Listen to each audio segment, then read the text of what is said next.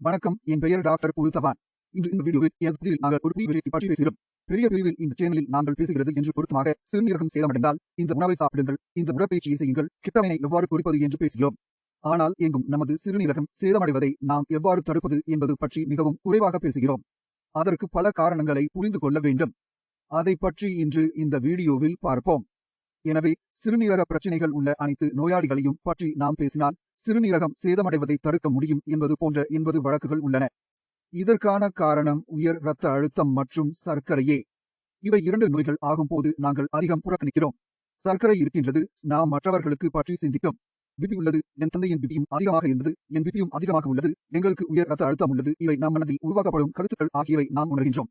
எனவே இந்த கருத்தாக்கங்கள் மிகவும் ஆபத்தானவை. உங்கள் பிபி அதிகமாக இருந்தால் அதை கட்டுப்படுத்த வேண்டும். அதற்காக சாதாரண இரத்த அழுத்தம் எவ்வளவு இருக்க வேண்டும் என்று நீங்கள் அறிந்து கொள்ள வேண்டும். எனவே உங்கள் இரத்த அழுத்தம் 12,1080 ஆக இருந்தால், குறிப்பாக டயஸ்டாலிக்கிற்கு கீழே உள்ள இரத்த அழுத்தம் அது 80க்கும் குறைவாக இருந்தால் அது முற்றிலும் நல்லது, எந்த பிரச்சனையும் இல்லை. ஆனால் 90, 100, 110 என்று போனால் இரத்த அழுத்தம் மிக அதிகம். இதுபோன்ற நிலைகளில் நாம் காண்பது போதும். கிட்னி சேதம் ஏதும் அடையாது என்றால் ஏதோ சேதம் அடைகிறது என்று தெரிந்து கொள்ள வேண்டும். இரத்த அழுத்தம் பிரச்சனைகளை ஏற்படுத்தும் போது அது ஒரு நாளில் ஏற்படாது, எந்த அறிகுறிகளும் காணப்படாது என்று கூறப்படுகிறது. உங்களுக்கு வாந்தி இருக்காது, உங்களுக்கு தலைவலி இருக்கலாம், நீங்கள் மருத்துவரிடம் செல்லலாம். மருத்துவர் உங்கள் பிபி அதிகமாக இருக்கின்றார் என்று சொல்லுவார்.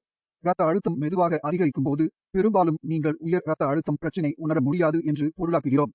இதனால் உயர் இரத்த அழுத்தம் காரணமாக சிறுநீரகம் சேதமடையும் போது அது ஒரு மௌன கொலையாளி என்று அழைக்கப்படுகிறது. கிரியேட்டினின் அதிகமான மாற்றத்திற்கு காரணமாக யூரியா அதிகமாக இருக்கின்றது என்று தெரிந்து கொள்ளப்படுகின்றது. இது சிறுநீரகம் சேதம் ஏற்படும் பிறகு. எனவே நீங்கள் அதை சரியான நேரத்தில் கண்டுபிடிக்கும் முக்கியம். உயரத்தின் மற்றும் நீரிழிவின் மூலம் உள்ள 2 நோய்களில் நாங்கள் வேலை செய்யலாம்.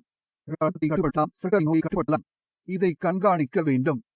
நீங்கள் சாதாரணமாக உணர்ந்தால் நீங்கள் ஒரு மாதத்திற்கு ஒரு முறை பரிசோதித்துக் கொண்டு செல்லுங்கள். ஒவ்வொரு நாளும் அதை செய்ய வேண்டாம், ஆனால் ஒரு மாதத்தில் ஒரு முறை செய்யலாம்.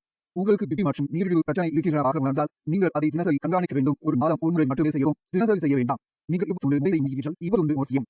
அதை தவிர்க்க முயற்சி செய்யுங்கள் என்றால் அதை எவ்வளவு தவறாக பார்க்கிறீர்களோ அதிக முயற்சி செய்ய வேண்டும்.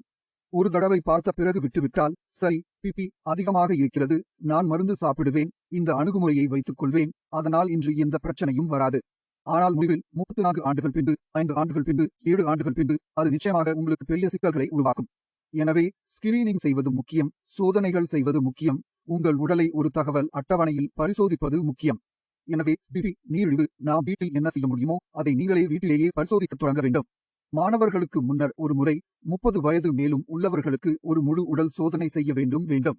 Nowadays, when the kidneys start to deteriorate, the creatinine levels may not increase, but there is something that indicates that something is going wrong with our kidneys.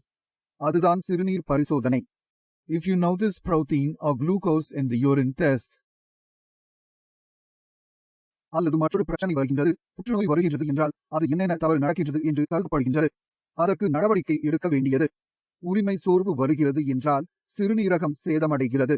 தொற்று ஏற்பட்டால் நாம் வேலை செய்யாவிட்டால் சிறுநீரகம் தொற்று காரணமாக சேதமடையக்கூடும். கருக்கு வருகிறது என்றால் எங்கள் இரத்த நிலைகளில் சர்க்கரை அளவு அதிகமாக உள்ளது அல்லது சில மருந்துகளை எடுத்துக்கொள்கிறோம் என்று அர்த்தம். அதில் நடக்கும் செயல்கள் நடக்கின்றன. ஆம், நாங்கள் இவ்விஷயங்களுக்கு பாதுகாக்க வேண்டும். அதனால் நான் எப்போதும் ஸ்கிரீனிங் முக்கியம் என்று சொல்கிறேன். ஒவ்வொரு சுகாதாரத்துவமான நபருக்கும். இங்கே நான் கிட்னி ஒரு பிறகு பேசுகிறேன் என்று சொல்லவில்லை. நீங்கள் ஆரோக்கியமாக இருந்தால் அதன் திரையிடலையும் வைத்திருங்கள். சிறுநீரகம் ஒரு முறை சேதமடைந்தால் அந்த சேதம் முழுமையாக மீண்டும் போக முடியாது. கிட்னி உள்நீங்கிறது. எந்த பகுதியும் உடலில் இறந்துவிட்டால் அது மீண்டும் உயிருடன் சேர முடியாது. இது மற்றொரு இடத்தை எடுக்கலாம், ஆனால் அது ஒரே ஒரு உறுப்பில் மட்டுமே நிகழ்கிறது, அதாவது கல்லீரல். இது தவிர உடலில் மறுபக்கம் பெற முடியாத எந்த உறுப்பும் இல்லை. அதனால் நான் உங்கள் உடலை பராமரிக்க வேண்டும் என்று சொல்கிறேன். உங்கள் உடலை பராமரிக்கவும் உடல் உங்களுக்கு பரவும் என்று சொல்லலாம். ஏனென்றால் ஒவ்வொரு மனிதரின் வாழ்க்கையிலும் அவர் மகிழ விரும்பும் பல செய்திகள் உள்ளன. அதை மகிழுவதற்கு ஒரு சுகாதாரமான உடல் தேவையுள்ளது. எனவே உங்கள் உடலை நலம் பார்த்து காப்பாற்றுங்கள். உங்கள் உடலின் சர்க்கரையை நேரடியாக சோதனை கொள்ளுங்கள். ஒரு வருடத்திற்கு ஒரு முறை உங்கள் உடலின் பரிசோதனையும் சிறுநீர் பரிசோதனையும் செய்யும். நோய் ஏதும் ஏற்படும் முன் நீங்கள் அதை முன்கூட்டியுள்ள நிலையில் அறிய முடியும். இது முடிந்ததும் நான் அனைவருக்கும் இருக்கிறேன்.